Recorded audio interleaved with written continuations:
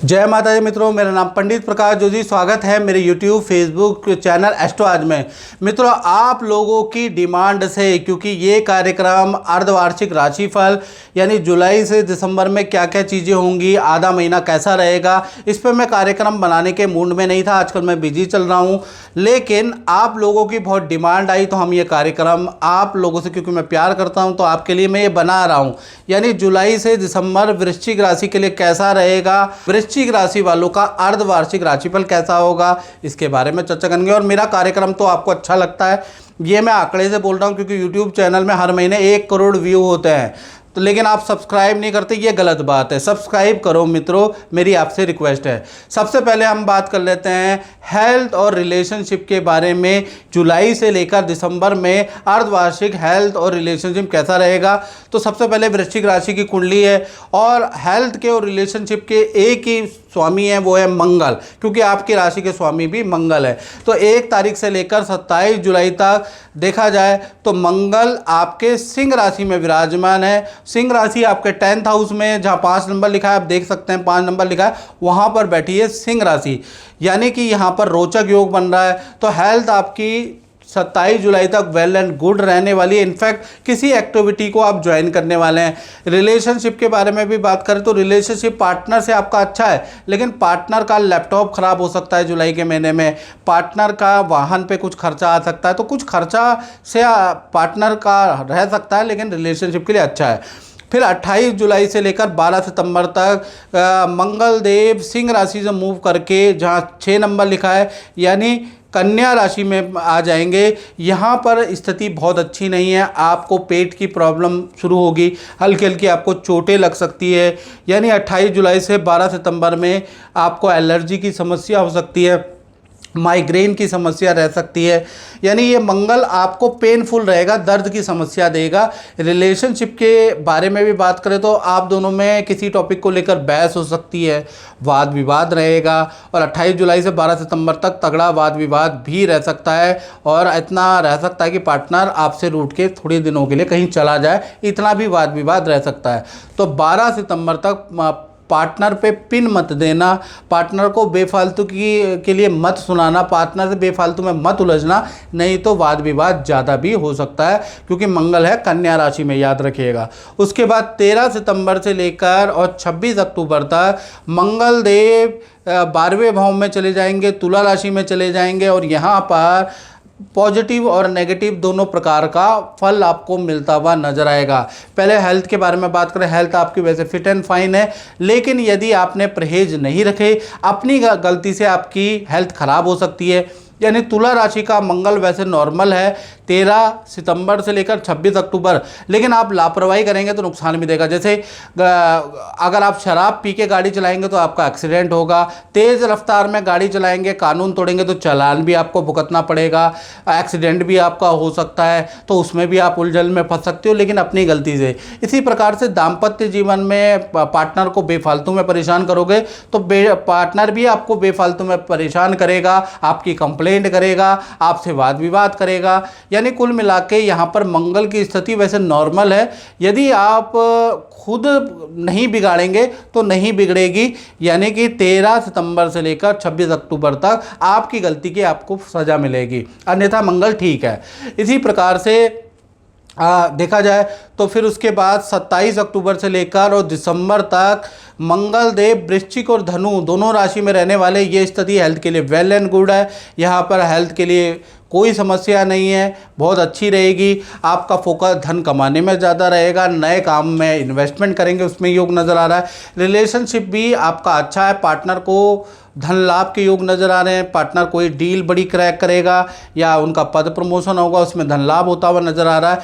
Partner कोई वस्तु की खरीदारी कर सकता है अक्टूबर से लेकर दिसंबर के महीने में, वाहन की खरीदारी, मोबाइल की खरीदारी या किसी काम की खरीदारी के योग भी पार्टनर के बनते हुए नज़र आ रहे हैं। तो कुल मिला के अंतिम जो वर्ष के महीने वो अच्छे हैं आप दोनों के रिलेशनशिप के लिए। धन की स्थिति के बारे में बात करें तो धन के स्वामी तो गुरु हैं, और गुरु के बारे में बात करें तो 1 तारीख से लेकर और कहीं ना कहीं 18 अक्टूबर तक बृहस्पति देव मिथुन राशि यानी कि आपके अष्टम भाव में विराजमान, देख रहे हैं अष्टम भाव में विराजमान है। तो यहाँ पर मध्यम फलदायक ही रहने वाले अक्टूबर तक। पहले तो मैं जुलाई के बारे में बात करूँ, जुलाई के महीने में रुका हुआ धन आपको प्राप्त होगा, प्रॉपर्टी से कुछ इनकम आपको प्राप्त होगी, उसके योग नज़र आ रहा है। LIC कमीशन की कुछ इनकम आपको जुलाई में मिलेगी, तो जुलाई आपके धन के लिए बहुत अच्छा है। अगस्त के बारे में बात करें तो अगस्त में 2 नंबर के इनकम के आपके योग बनते हैं, एक्स्ट्रा इनकम के आपके योग बनते हैं, किसी डील से आपको लाभ होगा या विदेशी व्यक्ति से या विदेशी इनकम या मल्टीनेशनल कंपनी से इनकम प्राप्त होगी। तो जुलाई और अगस्त दोनों ही अच्छे हैं। सितंबर के महीने में अगर देखा जाए तो सितंबर के महीने में व्यापार में व्यापार के लिए बहुत अच्छा है, आपकी अच्छी सेल रह सकती है सितंबर के महीने में। कुछ आप व्यापार के लिए खरीदने वाले भी है या अपने लिए कुछ काम से संबंधित परचेज भी करने वाले हैं सामान, उसके योग भी नज़र आ रहे हैं। यानी सितंबर का महीना भी अच्छा है, सितंबर में भी कोई गड़बड़ी नहीं है। अक्टूबर के महीने में देखा जाए तो माता पिता या परिवार पे कुछ आपका धन खर्च हो सकता है, या फिर आपका देखा जाए तो यात्रा पे या प्लानिंग पे या विदेश यात्रा पे या विदेश संबंधी काम में धन खर्च होने के योग नज़र आ रहे हैं, खासकर 18 अक्टूबर तक, याद रखिएगा। यानी कुल मिला के देखा जाए तो सारे महीने अच्छे हैं। उसके बाद 19 अक्टूबर से लेकर और कहीं ना कहीं 10 नवंबर तक अगर देखा जाए तो आपका खूब धन में वृद्धि होगी, क्योंकि यहाँ पर बृहस्पति कर्क राशि में ट्रांजिट करेंगे, यानी आपके 9वें भाव में आ जाएंगे। 9वां भाव भाग्य का होता है, यात्रा का होता है। तो कहीं ना कहीं देखा जाए तो विदेशों से आपको धन प्राप्त होगा 19 अक्टूबर से 10 नवंबर में, और कहीं ना कहीं विदेशी रुका हुआ काम आपका बनेगा, विदेशी कंपनियों से आपके टाई अप होंगे, उससे आपको धन लाभ होगा। तो कहीं ना कहीं 19 अक्टूबर से 10 नवंबर के बीच में कृषि, खेती, एग्रीकल्चर या सरकारी योजना या इंपोर्ट एक्सपोर्ट या विदेश से कुछ ना कुछ लाभ आपको प्राप्त हो रहा है। फिर देखा जाए तो 11 नवंबर से लेकर और 5 दिसंबर, ये थोड़ा नुकसान वाला पीरियड है दिसंबर तक, जुलाई से दिसंबर में 11 नवंबर से 5 दिसंबर तक, यानी नवंबर का महीना मोटा मोटा आपके लिए नुकसानदायक है देखा जाए। और ये इसमें आपको शेयर में नुकसान होगा, तो इसमें इन्वेस्ट नहीं करना, साथ ही साथ कोई डील नहीं करनी, किसी को धन उधार नहीं देना, कहीं धन निवेश नहीं करना, क्योंकि 11 नवंबर से 5 दिसंबर तक आपको हानि के योग नज़र आ रहे हैं।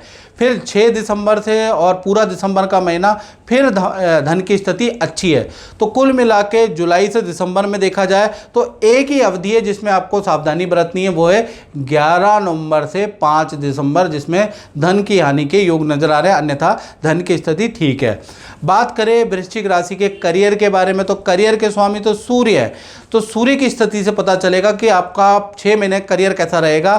तो देखा जाए तो 1 जुलाई से 16 जुलाई तक सूर्य देव मिथुन राशि में बैठे हैं, आपके अष्टम भाव में बैठे हैं, जहाँ 3 नंबर लिखा है वहाँ अष्टम भाव है, वहाँ पर बैठे हैं। तो ये स्थिति आपके करियर के लिए अच्छी है, अच्छी सेल होती रहेगी, बॉस का साथ मिलता रहेगा, किसी काम में आपका सिलेक्शन होता रहेगा, यानी 16 जुलाई तक की स्थिति आपके लिए वंडरफुल है। फिर 17 जुलाई से और कहीं ना कहीं 16 अगस्त तक सूर्य देव यहाँ से निकलकर आपके 9वां भाव कर्क राशि में पहुँच जाएंगे, यानी सूर्य देव की स्थिति ये बहुत अच्छी नहीं है।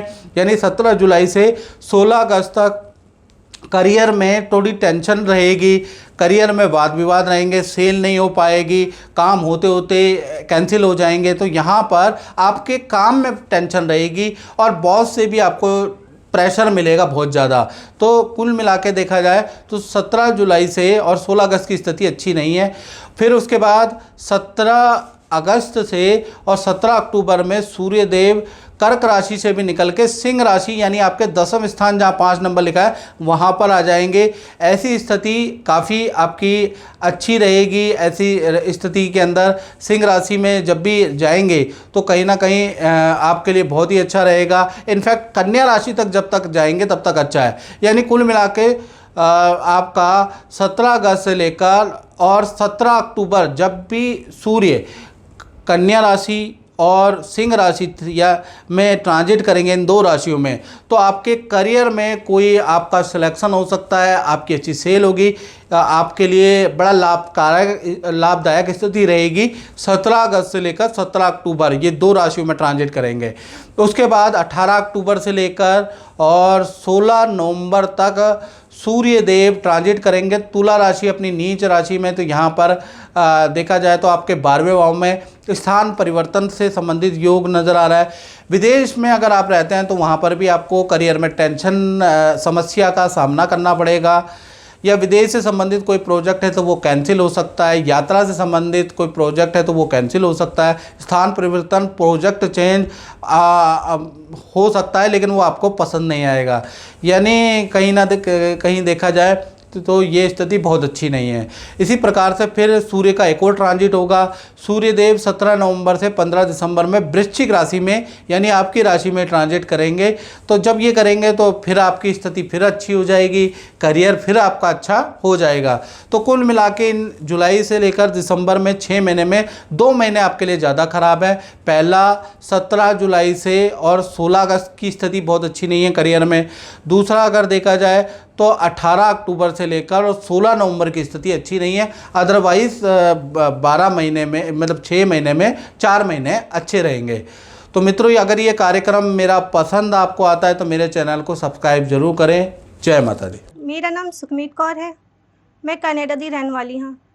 तो मैं इन्होंने बहुत प्यार करनी हाँ, और मेरे घर वाले मान गए हैं और इनके घर वाले नहीं माने हैं। बस एक बार चैनल देखा था, टीवी पे चैनल देखा था, पंडित जी का प्रोग्राम आ रहा था, पंडित प्रकाश जोशी जी का। उनके शरण में गए, उनसे सारी अपनी परेशानियां बताईं और उन्होंने हमें जो जो बताया हमने वो किया। आज उनकी कृपा से इनके साथ मेरी शादी हो गई है और खुशी जीवन व्यतीत कर रहे हैं। जय हो पंडित प्रकाश जोशी जी की।